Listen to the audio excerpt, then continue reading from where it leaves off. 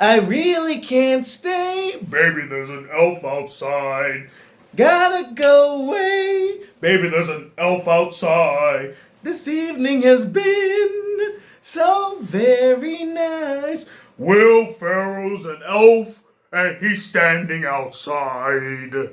Yeah, that's as good as it's gonna get. That's the best you're gonna get from me today, cause let's be real, I can't sing that song by myself.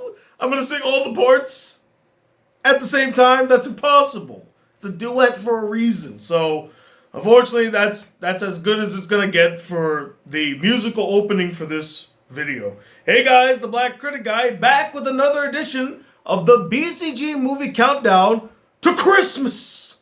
And guess what? We are on day 1, 2, 3, 4, 5, 6, 7, 8, 9, 10. We are on day number 10. I'm honestly surprised that it's lasted this long. Usually at this point I would have gotten exhausted or tired or even lazy to do these videos, but apparently the will to make videos has returned to me all of a sudden, like a Christmas miracle. Or maybe I just feel very gung-ho about doing this series properly and not letting you guys down with a new video each day, or at least giving a promise to myself to see if I can actually do this. So far, so good. Although I was almost tempted not to do it tonight, but thankfully I stuck to my guns, I stuck to my convictions, and you are getting a video today, ladies and gentlemen, as I am talking and reviewing the 2003 Christmas classic, Elf.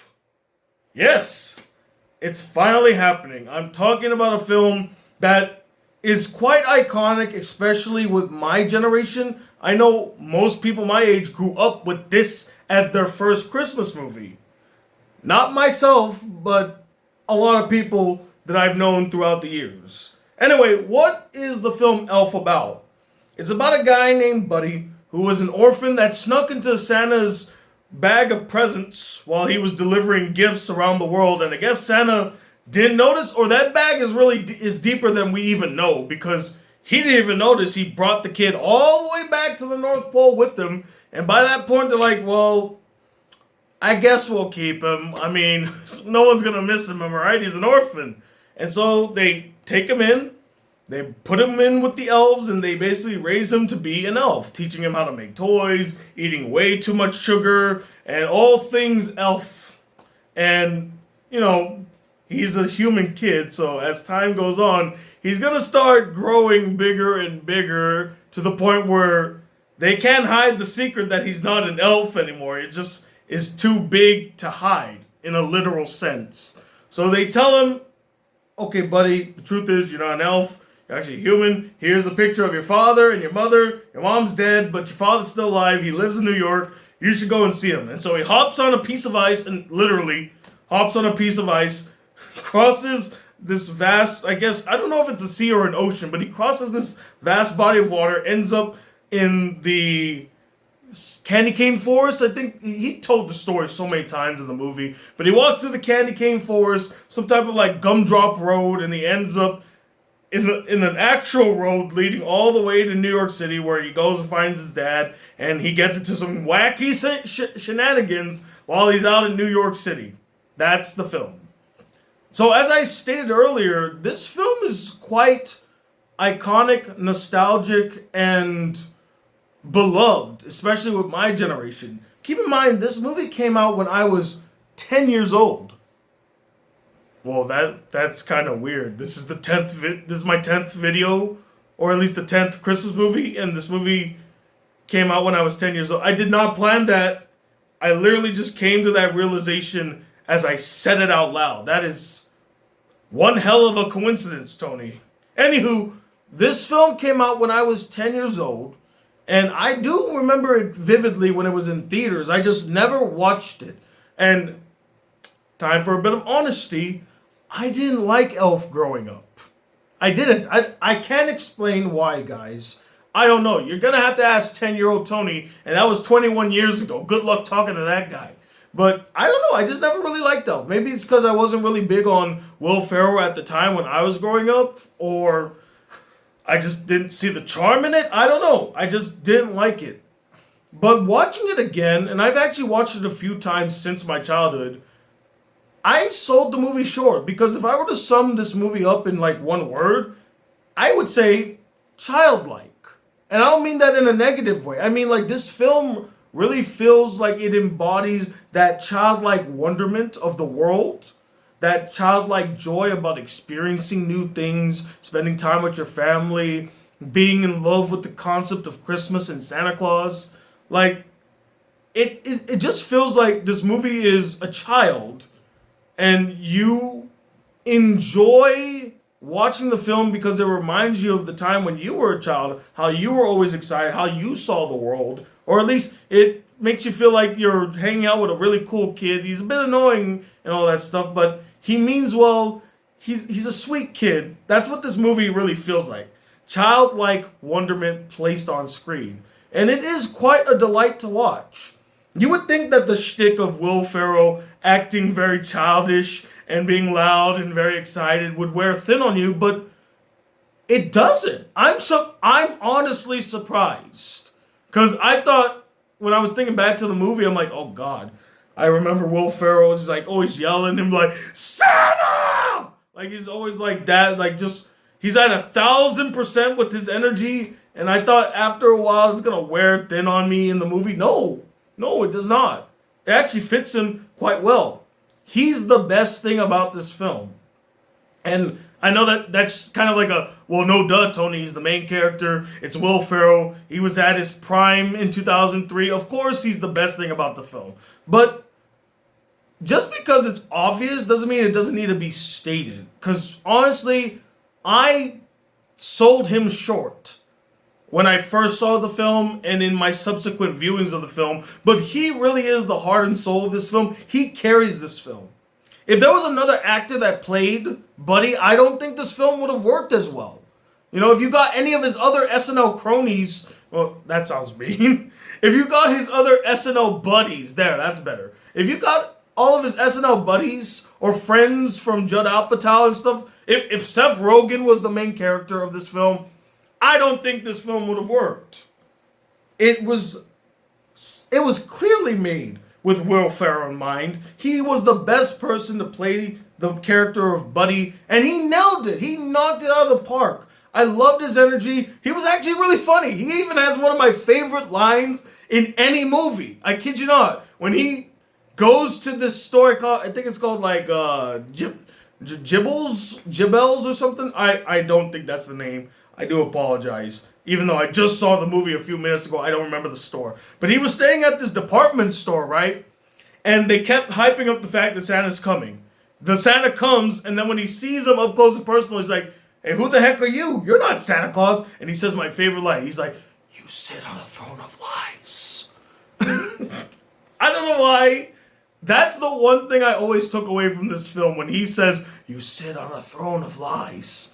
And then he gets into that wacky ass fight with the Santa Claus in the store. You see Faison Love tackle Santa to the ground, which also was really hilarious. This film is just charming and really, really funny.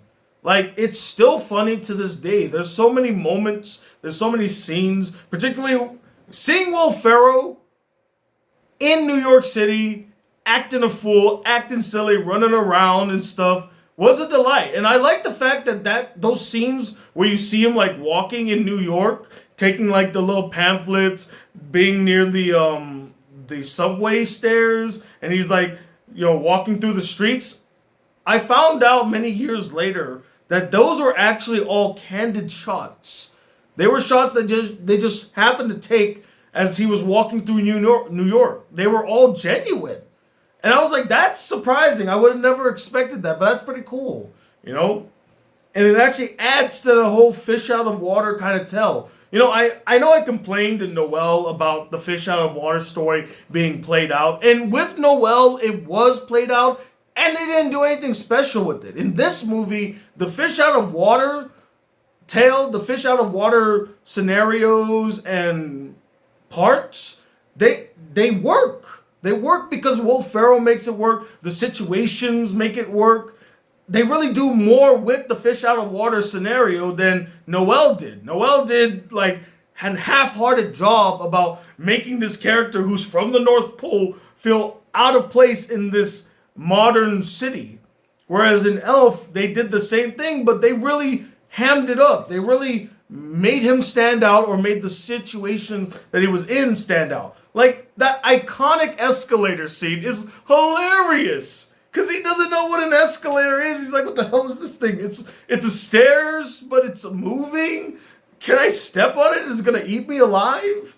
You know, again, back to that childlike wonderment, right? Most kids are afraid of escalators because they're not familiar with it. Like, what does it do? Is it going to eat me alive kind of thing, right?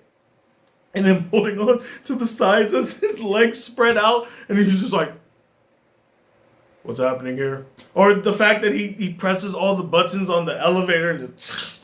What kid has never thought about doing that? I've thought about doing that a million times, even though I hate elevators because I'm claustrophobic. So there's just a lot of funny situations. Him and Faison Love, like their interactions, for as brief as they were really funny. I like those scenes a lot. The doctor scene was really funny as well. I actually felt a bond between him and Michael, surprisingly enough. I bought their relationship. And I guess kind of tying into all of this, I thought all of the performances were really great. Will Ferrell's, of course, the strongest performance. The second strongest performance, actually, is Papa Elf by Bob Newhart. I liked his performance a lot. Ed Astor is actually a pretty good choice to play Santa Claus. He has the look of it. He's kind of like an old man-ish. I say he's an old man-ish, but he was an old man when he played this role. So he was perfect. I think he was a perfect casting choice for Santa Claus. And then James Caan. I love it. Because the fish out of water story doesn't just apply to Buddy, it also applies to his father. What's his father's name again? James Caan. His character's name is... Oh, man. It's escaping me. I don't remember the character's name. But you know what I'm talking about. Buddy's father. Jesus. What? Is it Mike? No, it's not Michael. Michael's his son. Shoot. They said his name so many times and I forgot what his name is. I'm so embarrassed. I literally just saw this movie and I don't remember his character's name. But basically... The fish out of water story doesn't just apply to Buddy, it also applies to James Caan's character, because he's a fish out of water dealing with this kid he never knew of, and he's so whimsical, full of life, overly positive, overly eccentric, and he doesn't know how to deal with it. He's just kind of handling the situation, right? And it's just interesting to see their interactions constantly. He's like the straight man of the movie, he's the serious guy, and also like just seeing James Caan in a family holiday comedy is bizarre, because I'm so used to him playing, of course, Santino from The Godfather. I'm used to seeing that James Caan. I'm used to seeing gangster James Caan, tough guy James Caan. This is a more softer approach, a more softer character than he's used to playing, and I like it. I think he did a really good job with his performance. There is one performance that I'm kind of shaky on, or I'm not like, well, yeah, that was a really good performance. I don't think it's bad or good. I just think it's decent, but honestly, anyone could have played the role. And I hate to say it, guys, Zooey Deschanel's character, yeah, I wasn't really feeling her that much. Could it be Zooey Deschanel's performance? Maybe. I just feel like she was miscasted, because when I think Zooey Deschanel, I think quirky, adorable girl. I don't think bitter, resentful young lady, and that's the character she plays. Why do we keep casting Zooey Deschanel as the opposite of Zooey Deschanel? Like, they did that in this one. They also did it in 500 Days of Summer, although in that context, it actually did work. There was also, she was like that in Hitchhiker's Guide. Well, not really. She was kind of positive. But I feel like a lot of Zooey Deschanel's roles is the opposite of who she really is, or what her strengths are. She should be more like a Noelle type than she is the Aubrey Plaza angle. And even Aubrey Plaza, she kind of hammed that part up because she's more ditzy and energetic nowadays, because that's who she really was in her soul, I guess. But my point being is that the Zooey Deschanel character, I didn't really care much for. I didn't think Buddy really needed a love interest. I think that was kind of shoehorned into the film because we gotta give him a love interest, I guess. Even though I think the main story of him reconnecting with his father was good enough. I don't know why you have to throw in a love story. I also was surprised to see Peter Dinklage in this. I almost forgot he was in this movie. This was the movie, actually, funny enough, this was the movie that introduced me to Peter Dinklage. Like, no, wait a minute. I'm lying. The movie that introduced me to Peter Dinklage was A Death at a Funeral. That was the movie that introduced me to Peter Dinklage. But when I rewatched Elf a couple years ago and I saw him in it, I was shocked because I didn't know he was in the movie. And I was actually delighted. I think his scenes were really well done. I wish he could have done more funny things because he was playing like the serious, stoic storyteller. He takes himself super seriously. No time for jokes, no time for silliness. So I wish they could have done more with them. But the scene that we got him was pretty good. I like that scene. I also like how the movie pays homage to the Rankin Bass puppet the puppet animated specials. If you remember back in the very, very, very, very old days, I'm talking like the 1950s and 60s, they used to make these Christmas specials using puppets. Like Santa Claus is coming to town, Rudolph the Red-Nosed Reindeer. No, not Frosty the Snowman. I think it was those two. I know there's a third one, but the Little Drummer Boy. They also did that. Basically, it was basically puppetry, and they just like animated them as such, and they pay homage to that with the snowman and the cute creatures and the narwhal. So I like that they paid homage to those Christmas classics in this film. It was nice to see. The score is actually really good. I'm surprised. I didn't think the score would really stand out, but it did. It was actually a fantastic score. A lot of memorable music numbers.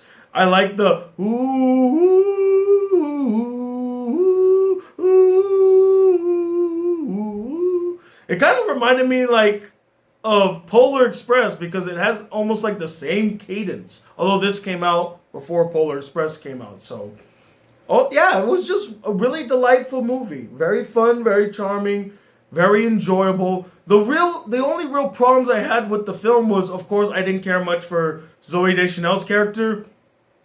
And the third act antagonist, the Central Park Troopers or the Central Park Rangers, Central Park Rangers, that's what they were called. That these moments, these characters felt very shoehorned in. With Zooey Deschanel's character, they're just like, okay, well, Buddy needs a girlfriend. Give him this character because we're just gonna throw her in there. Even though, again, I don't think she was necessary. We could have wrote her out of the film. Everyone's gonna say, well, what about the scene where she was singing to the crowd? That easily could have been Michael's moment, or that could have been his mother's moment, or even why not James Caan's character? Maybe the tough guy leads everybody in singing. That would have been more inspiring than, oh, here's Zooey Deschanel, cute little girl. Okay, that sounded wrong. Here's Zooey Deschanel, cute young woman, standing on a chariot singing Santa Claus is coming to town. Okay, cool, nice. That it's not as impactful. I know that was her character arc because she didn't like singing in front of people, and then by the end of the film, she's comfortable singing in front of people. Again, I feel like that could have just been removed. And the Central Park Rangers, why do we need them? Because they were put on the naughty list? Who fucking cares? They're not even characters. They're just an antagonistic force thrown in to kind of add some tension to the third act, which didn't really need it. The tension was, is this sleigh gonna fly? That's the tension. You don't need to be like, is this sleigh gonna fly? And oh my goodness, are the park rangers gonna arrest Santa Claus? Who cares? They're not characters enough to really make you care what they do. It would have been more interesting if it was like the boss of James Caan's character. If he came down and was like, I'm gonna put an end to Santa Claus once and for all. Or even if Peter Dinklage's character came back, his name is Mr. Finch, by the way. If Mr. Finch came and he's like, Santa's been a thorn in my bottom ever since I was a young boy. I'm going to get rid of Santa Claus once and for all. Something like that would have been interesting. But just throwing in the Central Park Rangers and like, oh, I put them on the naughty list and they never forgave me for it. So what? So what? Who cares? They're not really interesting. They're not really that threatening either. They're just, seriously, the whole time, they're just riding on their horses. They don't have any guns. They don't have any, like, rope. They don't have anything to, like, tie Santa down. If they're gonna get revenge on Santa, why don't you use something against Santa instead of just, like, we're gonna just spook him by riding our horses? What? Lame, boring, whatever. Not necessary. Unnecessary. The film did not need it. Overall, it sounds like I'm ranting about the movie. I have no ill will towards the film despite those issues. You know, those are just two, I would say, inconsequential issues. No, I don't think they really detract from the film too much. I just feel like they were unnecessary addendums to an already solid movie. You didn't need to add those guys in there. They didn't add anything to the film with their presence. They could have been removed. But overall, if I were to say how I would wrap this film up, Elf is a truly magical, delightful, enjoyable, and a fantastically made Christmas movie that truly deserves the title of a instant Christmas classic. I can't imagine people not wanting to, or at least giving this film a watch during the holiday seasons, because it is one hell of a film. From the acting to the writing to the direction, the musical score, the premise, the setup, I think it's fantastic and it truly embodies the spirit of Christmas. If you have not seen Elf, go check it out. It's well worth your watch. And let me know what you guys thought about the film. Do you consider it a Christmas classic? Did you grow up watching it? What was your favorite scene in the movie? Or did you find it really annoying and it drags and you don't really like most of the characters? You don't really like Will Ferrell as a person? And let me know, what is a modern day Christmas classic? I'm talking like anything made from 2000 onward. From 2000 onward, what would you consider a Christmas classic? There's two films I've seen recently that I would say are instant Christmas classics, but I don't want to spoil what they are because I will talk about them in the future. But until my next video comes, guys, if you'd like to see more videos on this channel, follow me on my journey to Christmas, my BCG movie countdown to Christmas. Please be sure to hit that subscribe button below, like this video if you really enjoyed it, and I'm talking about the Black Critic Guy. Till then, peace, YouTube.